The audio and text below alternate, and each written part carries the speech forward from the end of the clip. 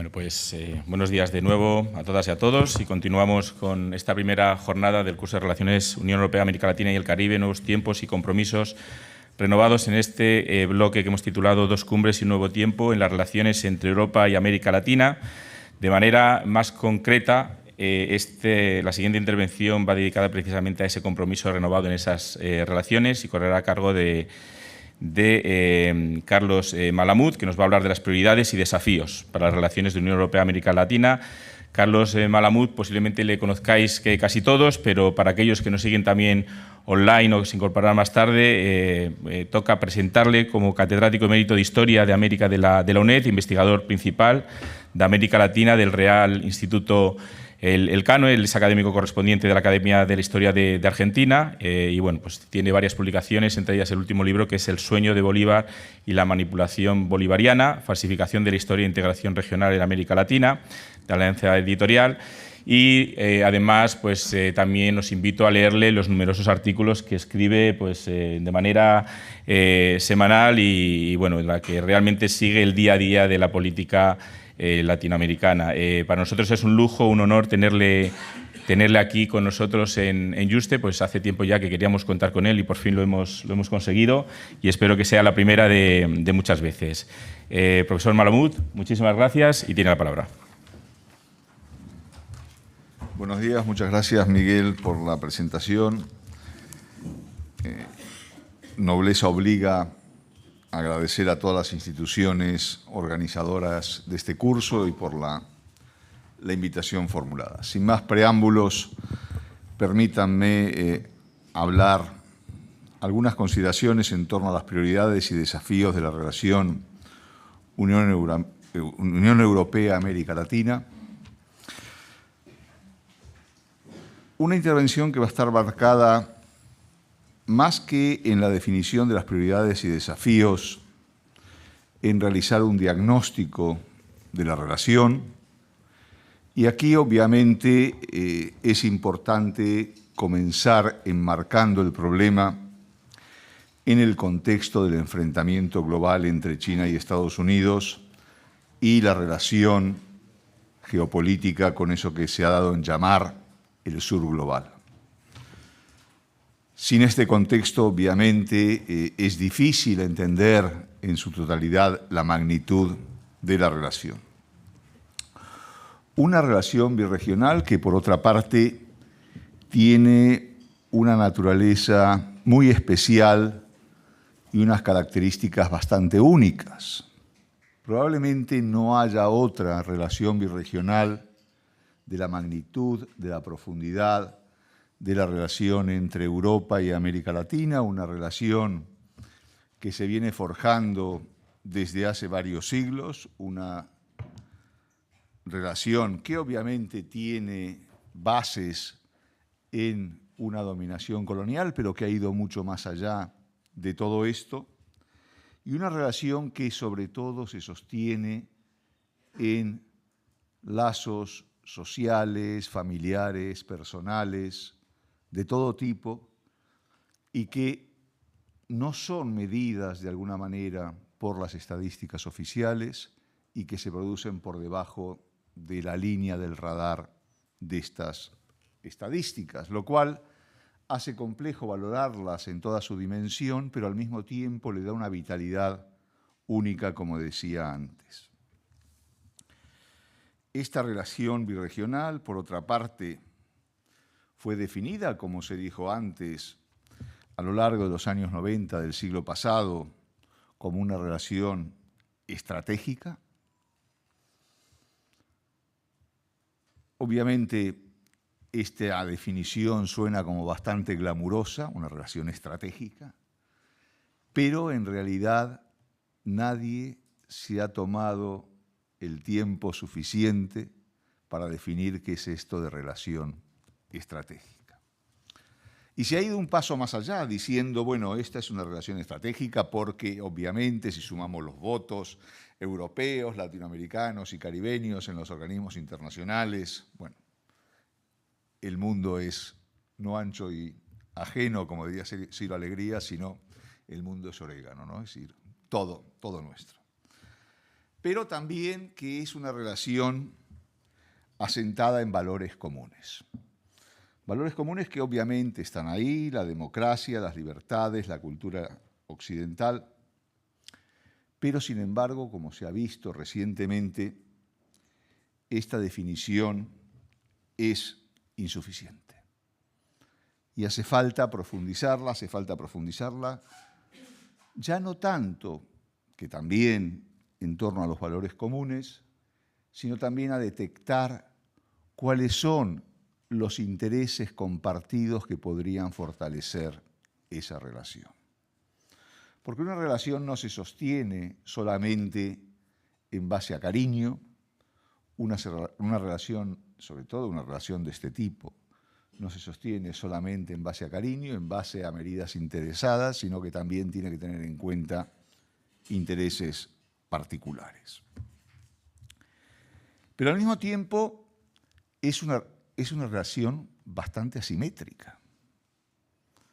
Y es asimétrica por el grado de desarrollo, por el potencial económico de las dos regiones en juego. Es asimétrica también por el recorrido de los procesos de integración regional. Antes Miguel mencionaba mi libro sobre el sueño de Bolívar y una de las cosas que digo ahí, respondiendo a una pregunta anterior, es que uno de los grandes mitos o camelos, si se me permite la expresión, de la historia latinoamericana es que la integración regional surge con Bolívar en el siglo XIX. Falso. El proceso de integración latinoamericana como el proceso de integración europea son ambos hijos de la Segunda Guerra Mundial. Tienen el mismo origen cronológico. A principios del siglo XIX, cuando se producen los procesos de independencia, no había nada comparable a los procesos de integración regional actuales. Nadie tenía en la mente integrar América Latina o eso que se hablaba, la patria grande. En todo caso, la patria grande era un proceso de unidad, pero no de integración. Y esta es una relación asimétrica porque, por un lado, tenemos, al menos en su manifestación actual, a la Unión Europea que con todos sus problemas, con todas sus complicaciones, es un proceso de integración que ha dado resultados concretos en distintos ámbitos, y por el otro lado la expresión de América Latina es la CELAC, la Comunidad de Estados Latinoamericanos y Caribeños, que intenta sintetizar un proceso de integración regional en América Latina que lo mínimo que se puede decir es que está atravesando una profunda crisis. Y no una profunda crisis que venga de los últimos años, sino una profunda crisis que se arrastra desde hace mucho tiempo. La CELAC, que como otras instancias de integración o de colaboración latinoamericano, como la UNASUR o el ALBA, en 2017 estuvo a punto de desaparecer o entrar en una situación de latencia casi absoluta. Tuvo la suerte en 2019, cuando México ostentó la presidencia pro tempore, de ser rescatada, de ser reanimada y de ser puesta nuevamente en circulación. Y así fue como llegamos a 2023, cuando se produjo la cumbre Unión Europea-CELAC en el contexto que describía Cristina previamente. Al mismo tiempo, para poder entender qué es lo que ocurre con la CELAC, es preciso tener presente cuál es la naturaleza que en este momento nos permite aproximarnos a América Latina y a su realidad. Y lo que se puede decir aquí es que América Latina hoy es una región fragmentada, no una región dividida en bloques antagónicos, sino una región fragmentada en múltiples partes. Y esto, al mismo tiempo, que vale la pena recordar algo en lo cual se insiste muchas veces, pero que en el contexto de esta fragmentación todavía tiene más valor, es que, bueno, al igual que en Europa no hay una única Europa, en América Latina tampoco hay una única América Latina, pero esta fragmentación lo que impide, lo que dificulta, es alcanzar los más mínimos consensos tanto en la agenda internacional como en la agenda regional. Y a partir de aquí profundizar en la relación birregional resulta sumamente complicado. En realidad, la CELAC no es una instancia de integración regional, no es un proyecto de integración regional. Es solo un proyecto de diálogo político, de concertación, con una mínima estructura organizativa. Es manejada por una presidencia pro tempore y es manejada por una troika de la cual pertenecen la presidencia pro tempore en ejercicio, la anterior y la siguiente. Y el problema de las presidencias pro tempore post-México, México tuvo, debido a la pandemia en parte, pero también debido al esfuerzo por poner en marcha, por reflotar el proceso, 2 años de mandato. Después de México debía Argentina ocupar la presidencia pro tempore, pero dado el bloqueo nicaragüense fue imposible que Argentina saliera elegida. Y esto tiene que ver precisamente con la fragmentación de la que hablaba antes. Teóricamente, en ese entonces, Nicaragua y Argentina formaban parte del mismo bloque progresista, pero sin embargo, el gobierno de Daniel Ortega, molesto con el gobierno de Alberto Fernández porque se habían dicho algunas cosas sobre la naturaleza dictatorial, autoritaria, etcétera, etcétera, del gobierno matrimonial de Ortega Murillo, pues decidió vetar la candidatura argentina a la presidencia de la CELAC. En su lugar fue elegido el camarada González, primer ministro de San Vicente y Granadinas, para ocupar la presidencia pro tempore, que tuvo que luchar con la organización de la Cumbre Unión Europea-CELAC, lo que pudo hacer gracias el esfuerzo y a la ayuda de la diplomacia cubana.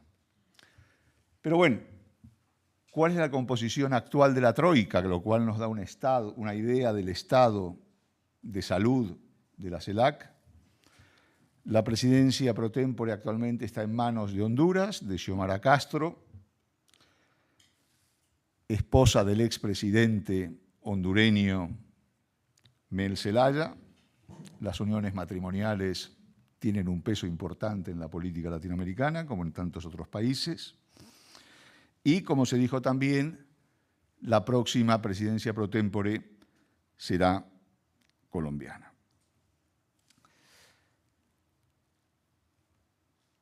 La situación dentro de la propia CELAC en este momento, dado el tratamiento que la presidencia pro tempore hondureña está dando a cuestiones importantes de la agenda internacional, más por voluntad propia que por la búsqueda del consenso, es complicada. Aquí hay enfrentamientos entre distintos países y esto va a complicar, de alguna manera, salvo que Colombia decida solucionarlo, la organización de la futura cumbre del 2025, supongo que en Bogotá, pero todavía no se sabe. En 2015 fue la última cumbre que se había celebrado antes del 23, 8 años sin cumbres.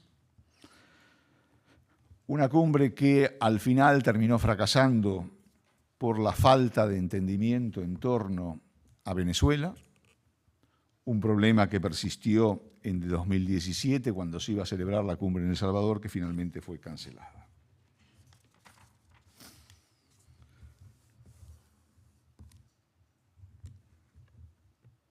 Y todo esto, o si a todo esto le sumamos algunas otras cuestiones geopolíticas, podemos ver que el estado de la relación birregional es complicado, al menos complicado.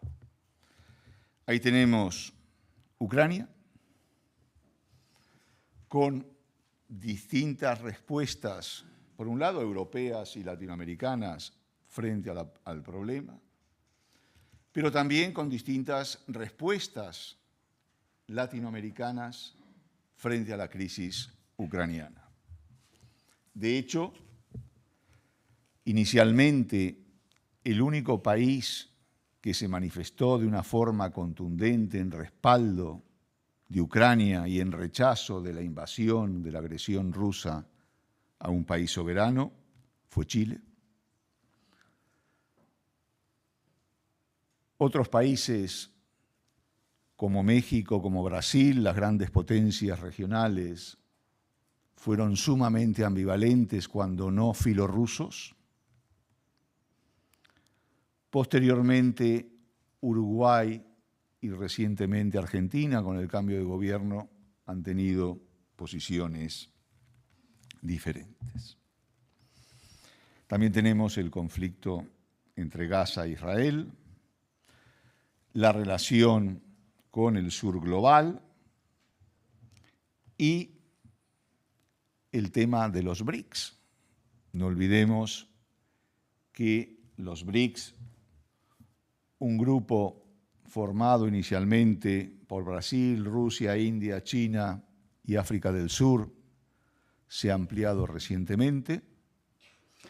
En esta ampliación se ha invitado a Argentina a formar parte, inicialmente el gobierno de Alberto Fernández, un gobierno muy activo, muy dado a tomar grandes resoluciones de forma inmediata y con gran peso político, pues era favorable a esto, pero Milei no, y esta se ha abandonado. Pero lo cierto es que la presencia de Brasil dentro de los BRICS, con socios como Rusia y China, incide claramente en el tablero geoestratégico.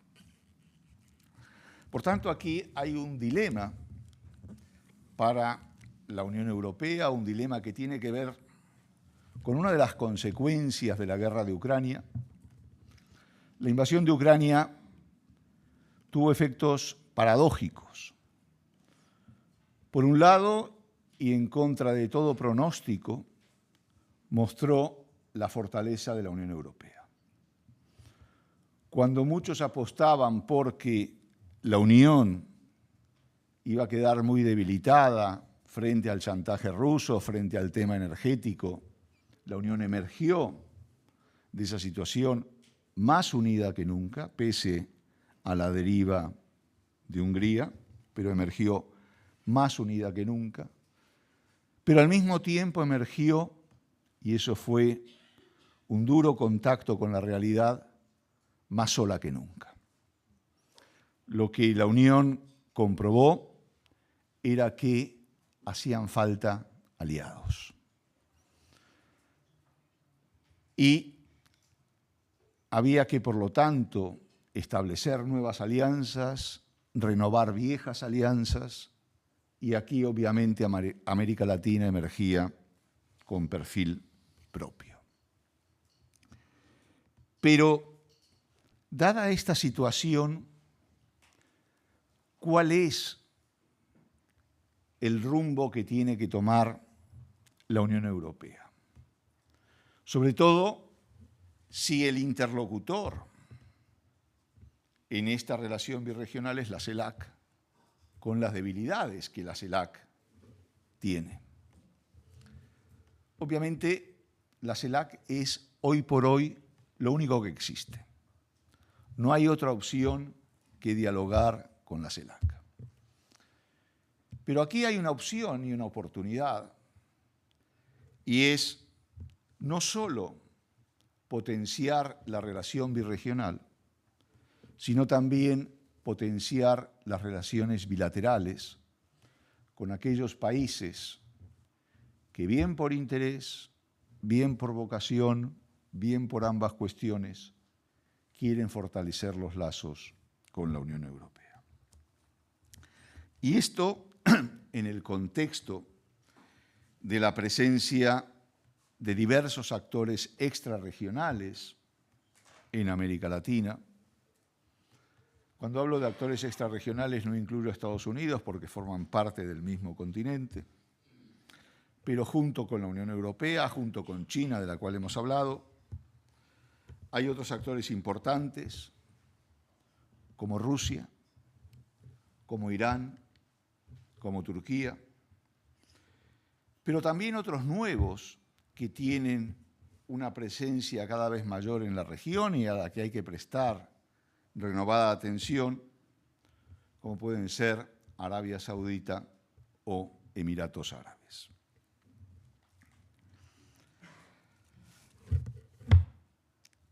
El año pasado, en el Real Instituto Elcano, elaboramos un informe que se llama ¿Por qué importa América Latina? Y uno de los objetivos de ese informe, por lo menos lo decíamos de una forma muy pomposa, era traer a América Latina a la conversación global. Porque en realidad de eso se trata. Es decir, no seguir viendo América Latina como la tierra del buen salvaje, no seguir viendo América Latina como la tierra de Sandino, del Che, de Bolívar, de Fidel, la tierra de la revolución permanente, sino como una región normal y corriente, si se me permite la expresión, como una región que no es solo causa de problemas, sino también una región que puede y sobre todo tiene soluciones que aportar para la crisis global, para el mundo en el cual estamos viviendo. Este informe se desarrolló en torno a 4 tópicos. La idea era cuestionar a partir de los datos el relato imperante en torno a América Latina. El moto que nos inspiraba era dato mata relato. Es decir, y aquí partíamos, repito, de 4 lugares comunes. El primero, América Latina es un desastre político. El segundo, América Latina es un desastre económico. El tercero, la Unión Europea y Estados Unidos han abandonado a América Latina, permitiendo que China se convierta en el actor hegemónico. Y el cuarto, en consonancia con el anterior, que las empresas españolas también han abandonado América Latina. Sobre América Latina como desastre político, déjenme decirles una sola cosa. Es verdad que hay países como Cuba, Nicaragua y Venezuela con regímenes dictatoriales, autoritarios. Veremos qué ocurre en la jornada del próximo domingo, jornada electoral en Venezuela. Hasta el propio Lula tuvo que cuestionar las afirmaciones de Maduro de que si no ganaba el oficialismo iba a haber un baño de sangre en el país.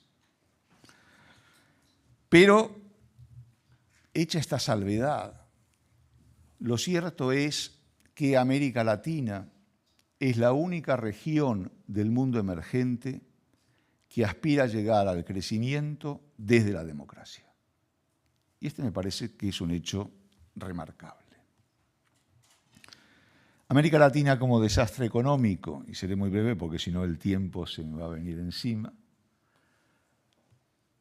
se insiste mucho en el bajo crecimiento latinoamericano, lo cual es verdad en los últimos años, y se insiste mucho en que ningún país latinoamericano ha roto la trampa de la renta media, el techo de cristal que lo atenaza en una especie de bucle permanente para convertirse en un país desarrollado. Pero en realidad, en la historia del mundo, son muy pocos los países mayoritariamente dotados de un componente de recursos especiales que han dado este salto. Pero si en las décadas finales del siglo XX América Latina era conocida o reconocida como la región de las crisis económicas, crisis de balanza de pagos, crisis de deuda, crisis de todo tipo, a tal punto que 1 de cada 3 crisis internacionales se originaba en América Latina, hoy esa situación ha cambiado de forma radical. Tercer tópico, la Unión Europea y Estados Unidos han abandonado América Latina, permitiendo que China se convierta en el actor hegemónico. Es verdad que China es el principal o el segundo socio comercial de buena parte de los países latinoamericanos, sobre todo de América del Sur. La realidad de México, América Central y el Caribe es diferente. Pero una cosa es ser el principal socio comercial y otra cosa es lo que pasa en el contexto, por ejemplo, de las inversiones, de las relaciones humanas, y cuando hablo de relaciones humanas me refiero a migraciones, turismo, estudiantes universitarios, remesas, o en el terreno de la venta de armas. Claro está que China ha incrementado considerablemente su presencia en América Latina de forma paralela, de alguna manera, aunque en términos relativos algo menor, a su crecimiento y a su mayor presencia en el contexto global, pero esto no convierte a China en el actor hegemónico en América Latina, pero sí, por supuesto, en un actor de peso. Pero, dicho esto, lo que hay que rescatar es que a la Unión Europea no le importa o no le debe importar América Latina solo para contrarrestar la presencia china, sino que le importa América Latina porque le importaba antes, le importa ahora y le va a importar mañana.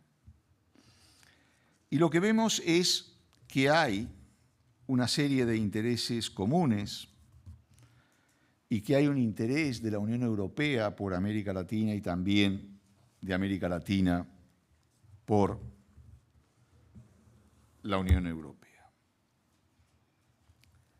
Hecho este diagnóstico sobre el estado de la relación, centrémonos brevemente en las prioridades de la relación. Una relación que, como decía antes, no debe ser vista con la perspectiva de la simetría, sino que debe ser vista como una relación simétrica entre iguales. Y por lo tanto, en esa relación, y si bien la cooperación tradicional al desarrollo tiene que seguir siendo una parte esencial, no debe ser el eje. Hay que buscar otros temas que permitan una aproximación. Y hay que buscar también al mismo tiempo otras formas distintas de cooperación, comenzando, por ejemplo, por eso que se conoce como la cooperación triangular. Es decir, donde la cooperación europea, colaborando con la cooperación de otros países latinoamericanos, incida en la realidad de terceros países de la región. ¿Cuáles son los temas esenciales para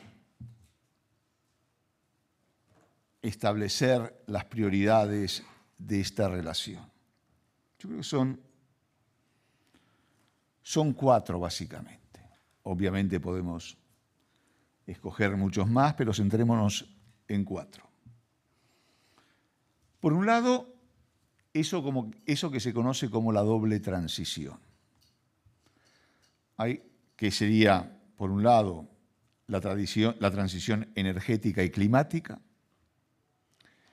y por otro lado, la transición digital. Y muy vinculado con estas cuestiones de la transición, el Global Gateway al que se refería Cristina previamente. Luego el tema migratorio, que es un tema crucial, ha venido siendo crucial para la Unión Europea desde hace bastantes años, pero está siendo crucial ahora también para América Latina, consecuencia sobre todo del desborde migratorio venezolano.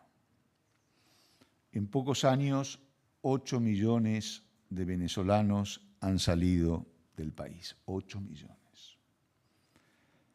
Y si, como amenaza Maduro, el resultado de las elecciones o del proceso sucesorio, porque las elecciones son el 28 de julio, pero hasta el 10 de enero no cambia el gobierno, y en esos 6 meses hay mucho tiempo para hacer muchas cosas, sobre todo si tenemos en cuenta que estas elecciones son solo presidenciales, que el Parlamento sigue siendo el mismo y el Parlamento sigue en manos del chavismo, que las Fuerzas Armadas y la policía van a seguir siendo controlados por el gobierno, comillas, en ejercicio, que la justicia electoral seguirá en manos de los mismos y la Corte Suprema también. Entonces, en Macondo todo es posible. Pero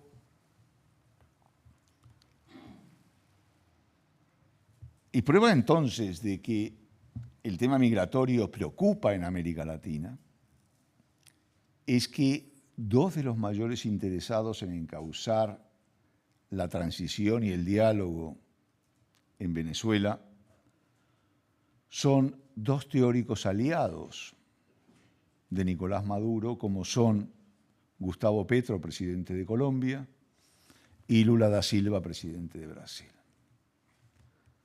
Casualmente o no casualmente, 2 países limítrofes con Venezuela, 2 países que en caso de un nuevo desborde migratorio van a ser seriamente afectados.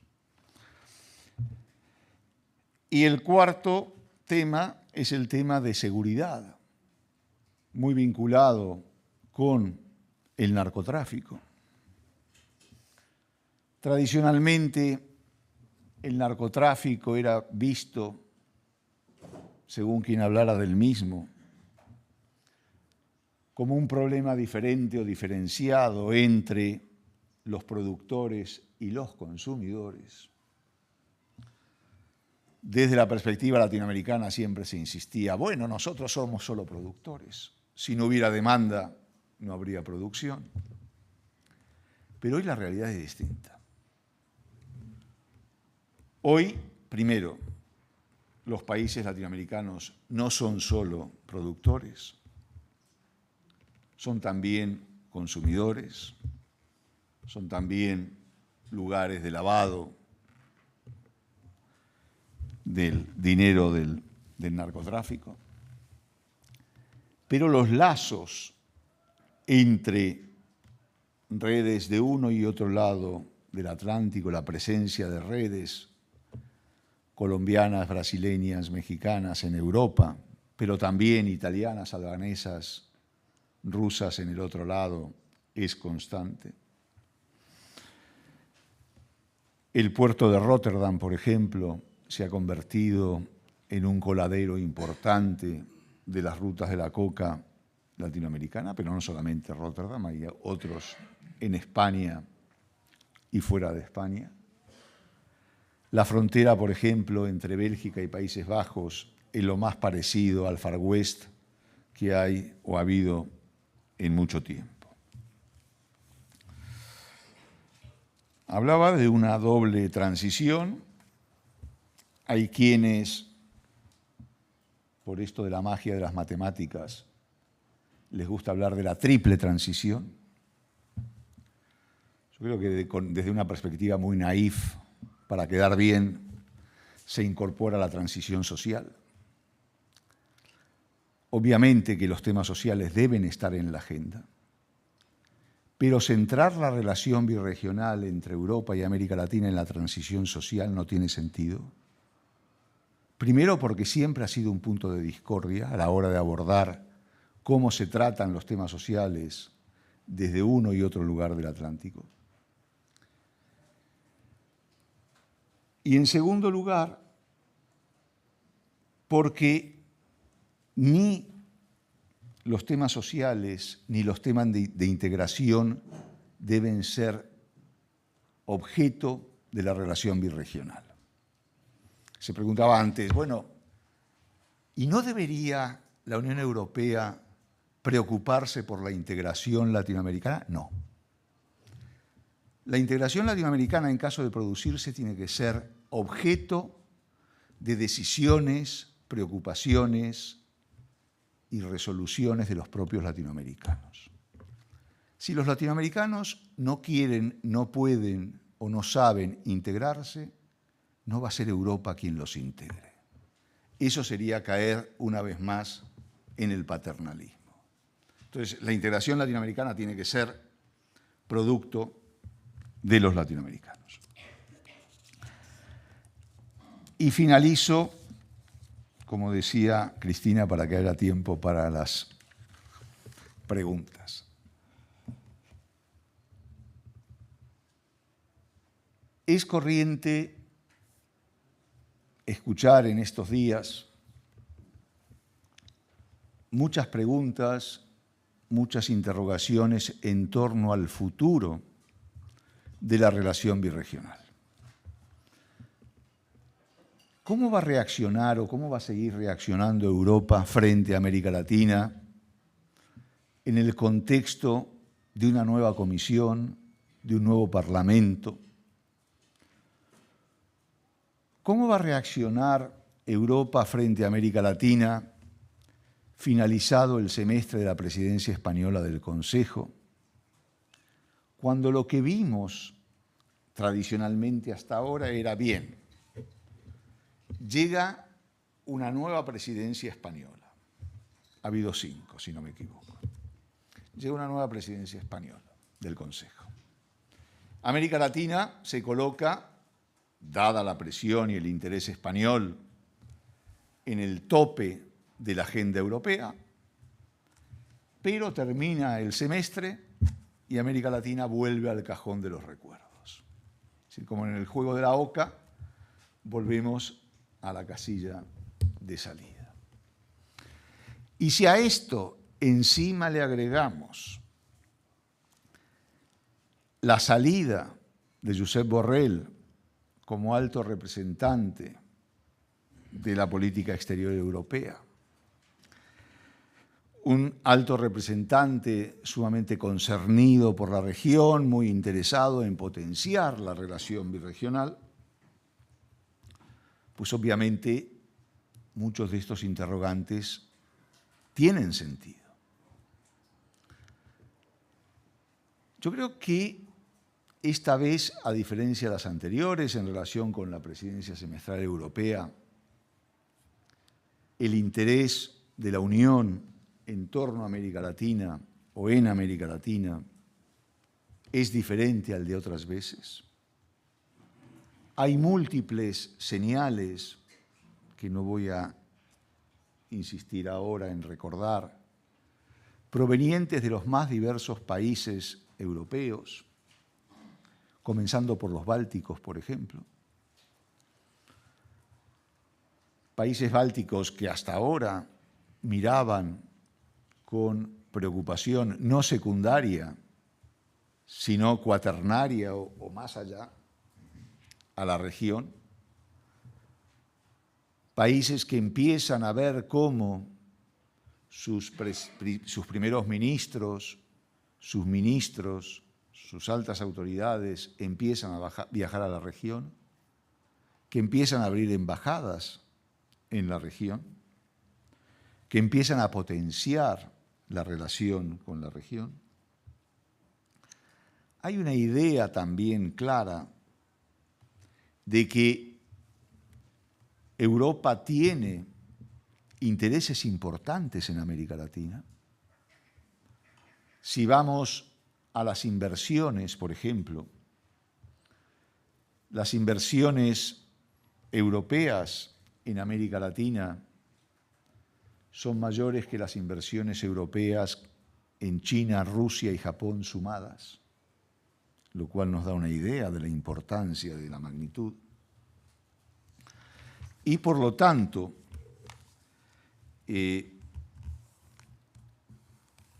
creo que estamos en un punto de partida de una relación renovada, o al menos de un fuerte reencuentro entre Europa y América Latina. Gracias.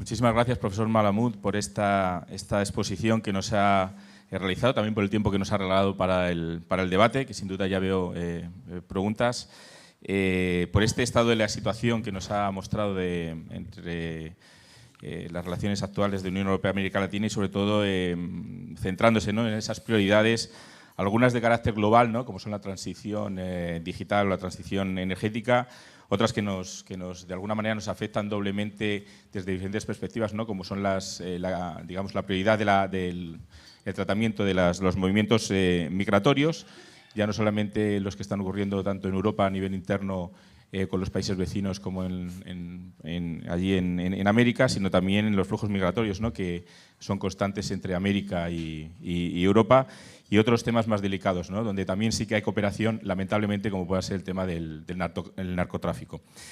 Preguntas por parte del público. Veo ya por aquí manos levantadas y animo también a los que nos estáis siguiendo online a lanzarnos vuestras preguntas. Por favor.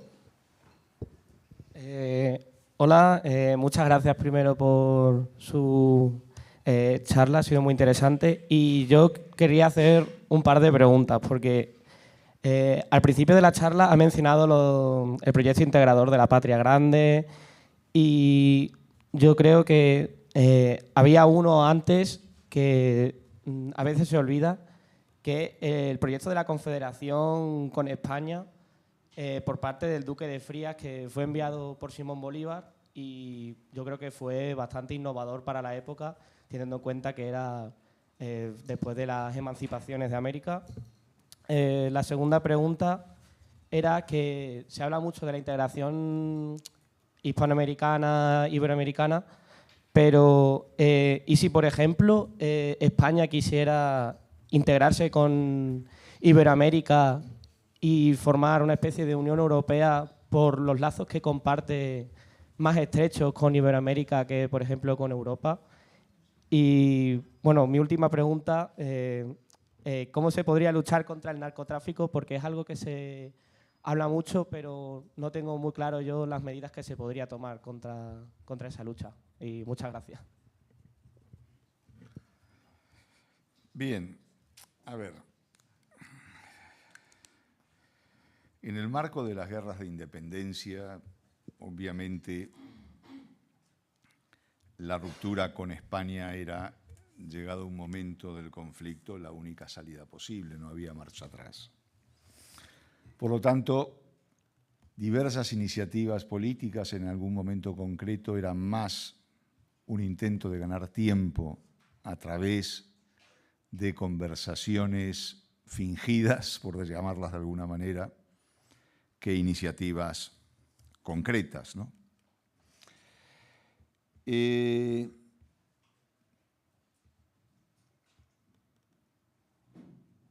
un tema que es el de España y América Latina.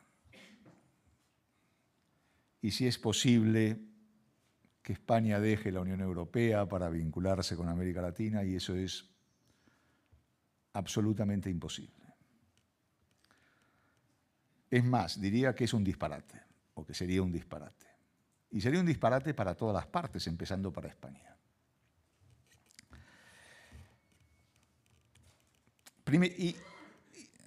¿Por qué? Primero porque no hay un marco en el cual, una pista de aterrizaje, por llamarlo de alguna manera, en la cual España pueda iniciar un proceso de aproximación global hacia América Latina. A finales del siglo XX, comienzos del XXI, España, junto con Estados Unidos y en alguna medida China, eran de los pocos países en el mundo que tenía una política global para la región. Hoy eso es imposible. Hoy ninguna potencia internacional, del tamaño que sea, puede tener una política global para la región porque no hay una región que se mueva de una manera acompasada en ninguna dirección. Por lo tanto, pensar que va a haber una integración es absurdo. Pero más absurdo es pensar en una integración si desde España seguimos insistiendo en negar el hecho de que América Latina se llama América Latina. Es decir, los latinoamericanos se llaman a sí mismos latinoamericanos. Ni se llaman hispanoamericanos, porque eso deja fuera a Brasil para empezar, y menos se llaman iberoamericanos. Otra cosa es que por deferencia, cuando vienen a España o cuando se encuentra con algún español, hablen de Iberoamérica. Pero en general hablan de América Latina. Y están en todo su derecho de hacerlo. Y si quieren llamarse así o si quieren llamarse de otra manera, que lo hagan. ¿Qué más da? ¿Qué más da? Si, como dicen algunos, que no es verdad, fueron los franceses los que acuñaron el término de América Latina. ¿Qué más da? ¿Es un baldón para las banderas españolas que sean los franceses los que quieran negarnos todos los méritos? No, mentira. Pero aparte, no fueron los franceses los que acuñaron el término América Latina. Fueron intelectuales y periodistas colombianos y mexicanos los que impulsaron el término. La lucha contra el narcotráfico, complicada. Complicada por diversos motivos. Complicada porque es complicada la lucha a nivel nacional. Complicada porque es complicada la lucha a nivel regional. Y todavía es más complicada a nivel birregional. A nivel nacional es complicada porque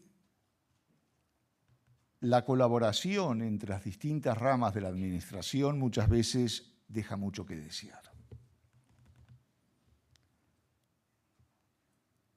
Los servicios de inteligencia de un sector y del otro desconfían entre sí, las policías desconfían entre sí, la justicia de la policía, las prisiones de la justicia, etcétera, etcétera, etcétera.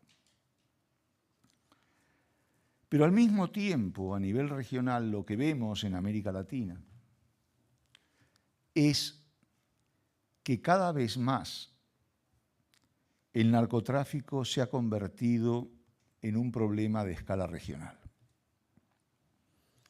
Los carteles de la droga no tienen ningún problema en colaborar, bueno, tienen problemas, pero así todo lo hacen, en colaborar unos con otros. Hay carteles mexicanos, por ejemplo, presentes en Ecuador.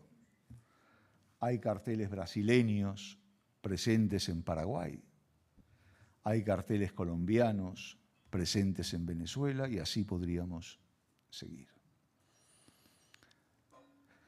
Pero así como los carteles y los narcotraficantes no tienen ningún problema en traspasar las fronteras nacionales, porque el cuento de la soberanía no es para ellos, lo viven de otra manera.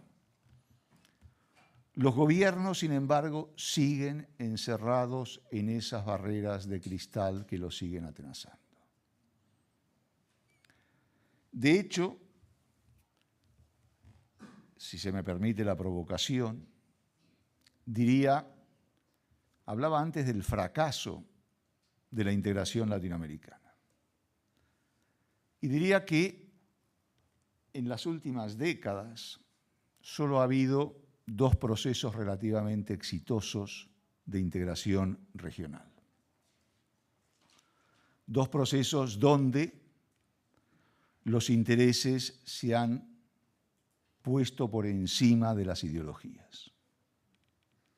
El primero, la Operación Cóndor, donde las dictaduras militares del cono sur o de Sudamérica en el siglo XX supieron intercambiar grupos operativos, supieron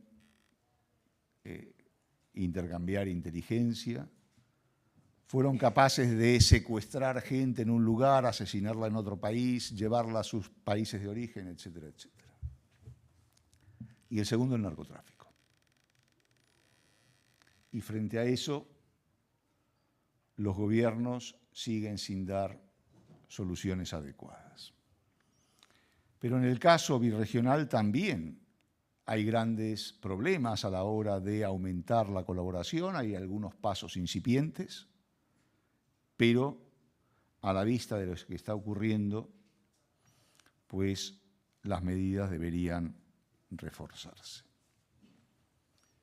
Muchas gracias. Decía Borrell, si me permitís, el añadido del otro día en una conferencia, que en algunos países el narcotráfico tiene 3 veces el Producto Interior Bruto del país, que maneja además en cash, con lo cual la dificultad de luchar contra esta lacra pues se ve acrecentada. Tenemos otra pregunta por aquí, por parte de Jacob.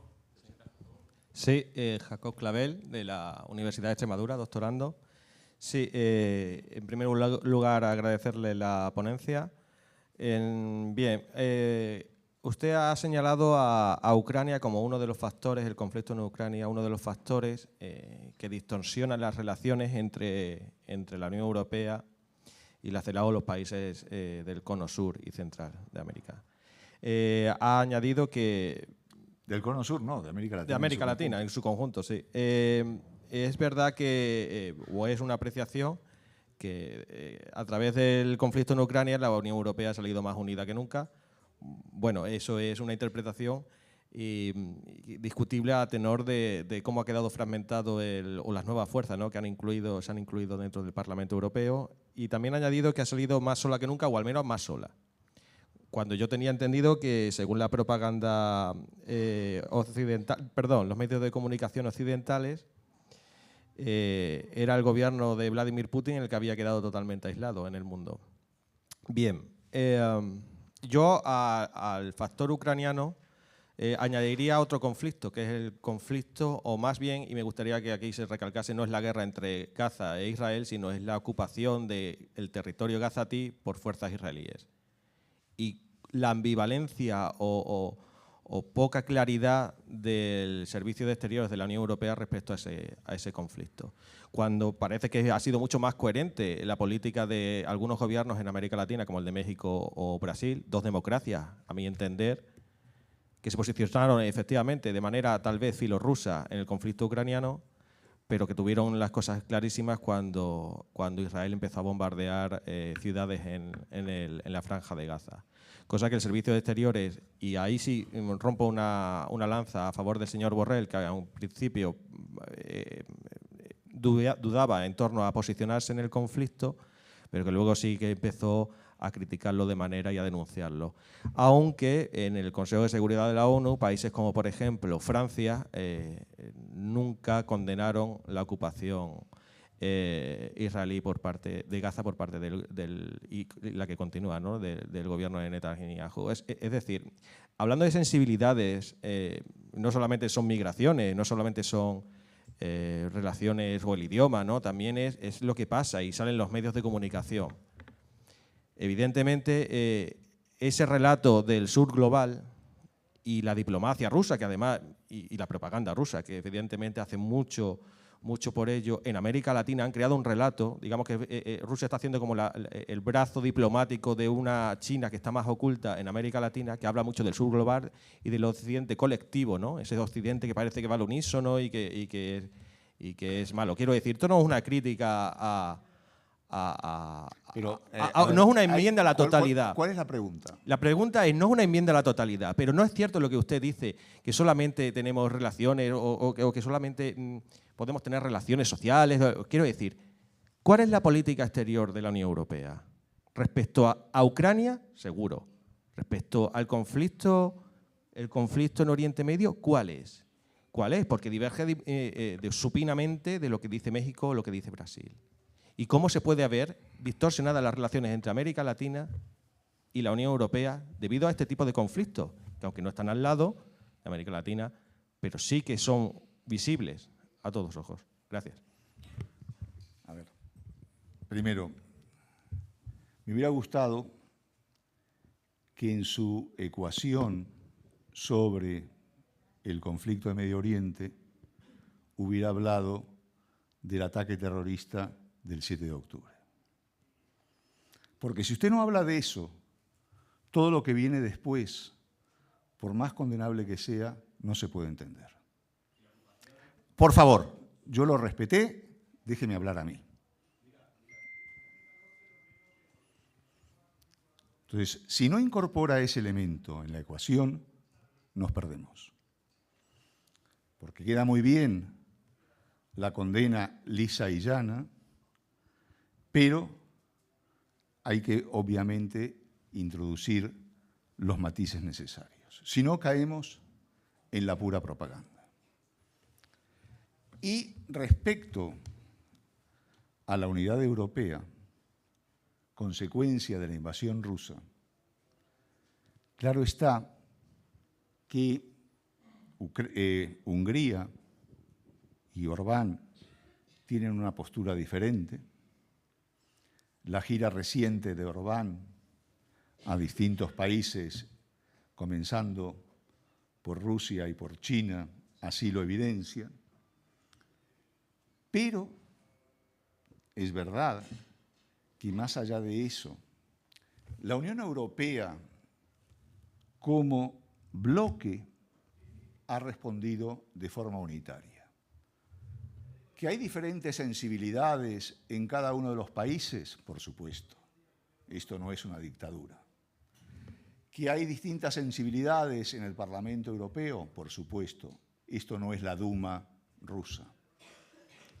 Pero lo que no se puede decir es que la Unión Europea, como institución, ha salido debilitada del conflicto. Era una posibilidad que estaba sobre la mesa, pero las cosas no se dieron de esa manera. Tenemos otra pregunta por aquí.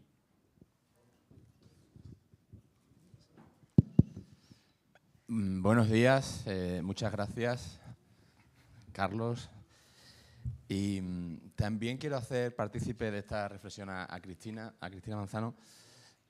Soy Francisco Rodríguez de la Universidad de Extremadura y bueno, soy ponente el jueves, pero teniendo aquí a dos de las personalidades más conocedoras e influyentes sobre Latinoamérica, no me quedo con las ganas de hacer la reflexión porque a lo mejor cuando la tengamos el jueves no estaréis aquí. La reflexión es de la promoción de la democracia. Y ya hago el warning, que suena wishful thinking o cuentas de la lechera, pero por poner un poquito de optimismo, un vaso medio lleno en lugar de medio vacío, porque la realidad es como lo has comentado. Bueno, a lo que voy. Los estadounidenses saben bien que la democracia no se exporta como se construye un puente o como se plantan patatas, ¿no? Dicho de manera coloquial. Pero si vemos que en los últimos años, en las últimas décadas, no solamente Latinoamérica, sino también la propia Europa, según bastantes criterios, está sufriendo un cierto déficit, un deterioro de la democracia. ¿qué se puede hacer, si se puede hacer algo, para frenar esa ola de autocracias, de iliberalismos que parece sin freno, no solamente, repito, en la región, sino también en la propia Europa? ¿Podemos hacer algo o nos tenemos que aguantar con esta ola y esperar que venga una ola menos iliberal? Muchas gracias. Bueno, en primer lugar, como bien decías, Francisco, el tema de los avances iliberales no es un problema ni exclusivamente europeo ni exclusivamente latinoamericano.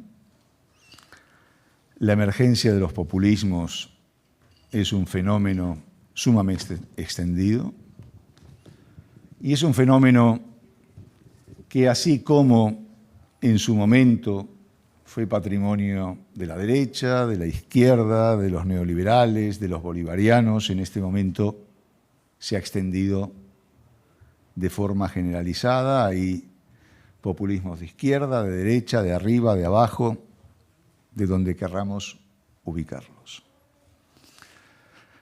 Dicho esto, ¿hay que esperar sentado o sentados que cambie el ciclo? Yo creo que no. Yo creo que si esperamos sentados que cambie el ciclo, la marea nos va a llevar por encima.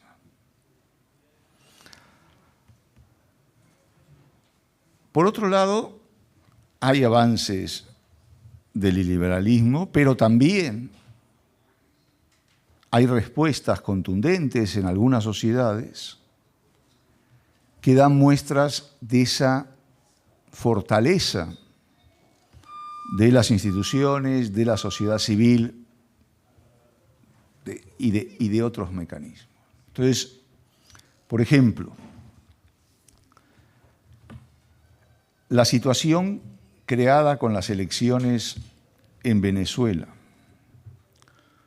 con independencia de cómo termine la película, pero lo que ha mostrado es una fortaleza de la oposición, una oposición que con todas las dificultades, con todas las diferencias que ahí están, son grandes, y aún inclusive en el caso de que gane Edmundo González el domingo, de que el gobierno de Maduro reconozca esa victoria y que formen gobierno, ahí van a empezar los problemas. Sí, los problemas hasta ahora han sido pequeños en relación a si les toca pasado mañana formar gobierno. Ese va a ser el... Pero a lo que iba es a esa fortaleza de parte de la sociedad civil, de parte de la sociedad política venezolana a la hora de oponerse a las autocracias. Lo hemos visto, por ejemplo, también en este lado del charco, en Polonia, donde había un gobierno populista y, sin embargo, pudieron cambiar las tornas. Entonces, sí, la situación es complicada, sí, los populismos utilizan las elecciones para minar desde dentro los sistemas democráticos, pero no está escrito en ningún lugar que el desenlace va a ser este o aquel, hay que escribirlo. Muchas gracias, profesor. Quedémonos con ese mensaje y sobre todo no quedarnos de brazos cruzados. Sin duda el debate daría para más. Yo tenía mismamente varias preguntas, pero que estoy seguro voy a poder también trasladar a otros ponentes porque son bastante horizontales. Y luego, para seguir hablando de uno de esos retos, precisamente del tema de combatir la inseguridad, tenemos a la ponente Sagrario Morán, que está por aquí con nosotros. Pero antes creo que nos hemos ganado el café, así que os esperamos todos al fondo del pasillo y volvemos a las 12. Muchas gracias.